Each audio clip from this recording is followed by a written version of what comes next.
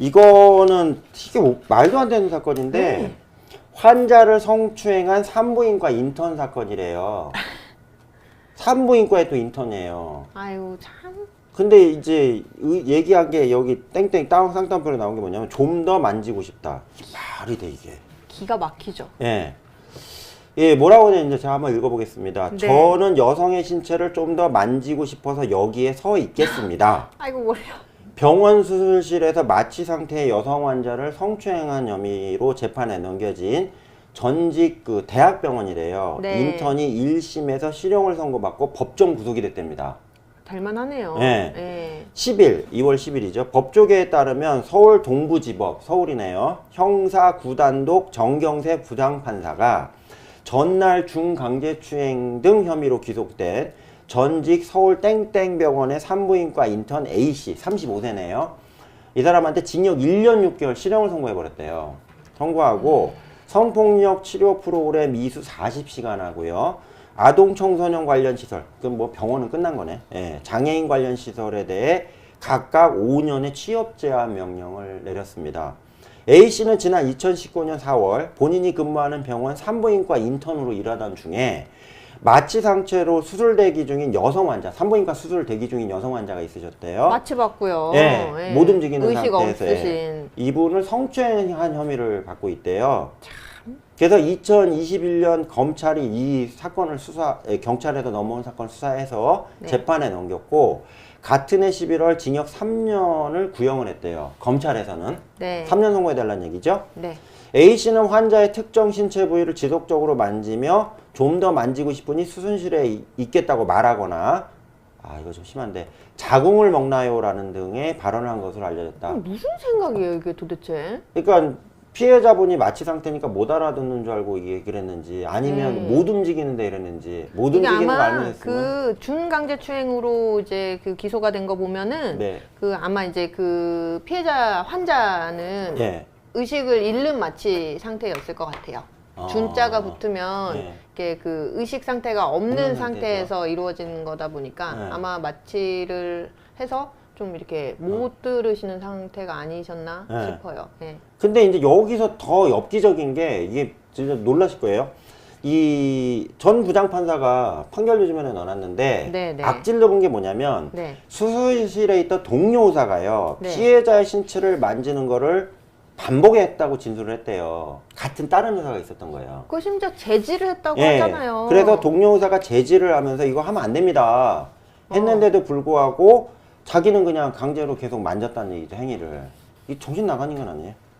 정신이 나가도 단단히 나갔죠. 예. 그래서 특히 이제 이 부장판사님 얘기한 게 뭐냐면 피해자는 의료진에 대한 절대적 신뢰를 바탕으로 자신의 생명과 신체를 온전히 맡긴 채 마취를 당해 수술대에 누워있는 상황이었다.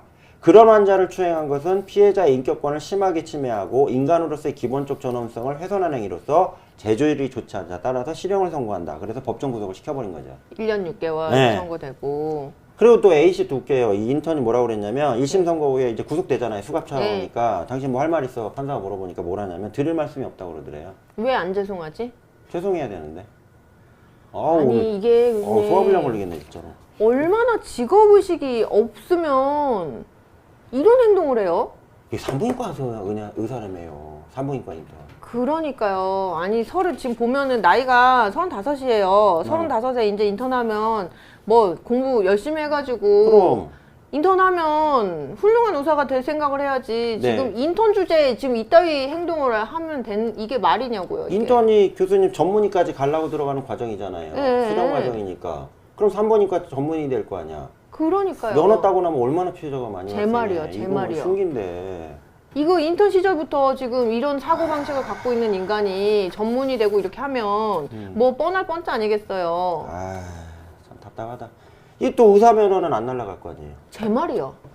나 이거 진짜 답답하다. 아니 지금 저기 전문직이요. 성범죄하고 4대 강력범죄는 면허 박탈해야 돼요. 제 말이요.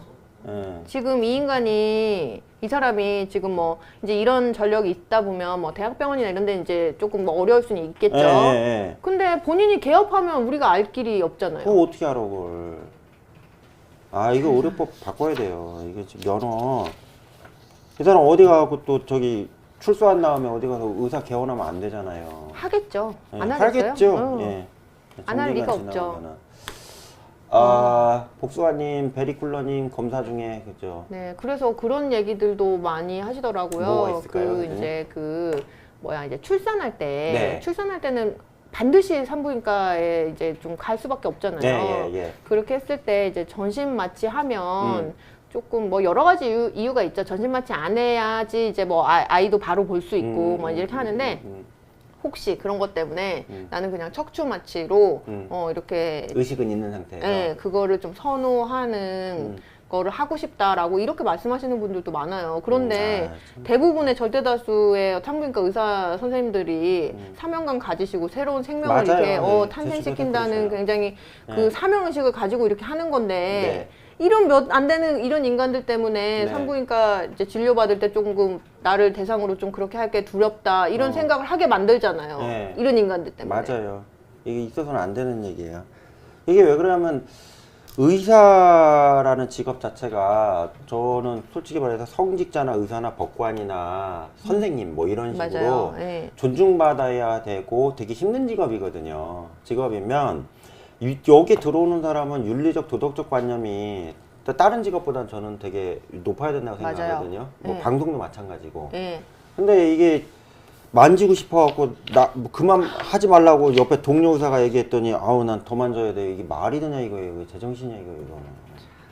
진짜? 이것도 또 옆에서 제지하니까 주요 부위는 공격을 못 해가지고 추행으로 간 거잖아요. 중간간이 아니고 그죠? 네. 그러니까 이제 1년 6개월 실형 나온 것 같은데 반성 안 할 것 같은데요. 예. 또 답답하다. 그러니까요.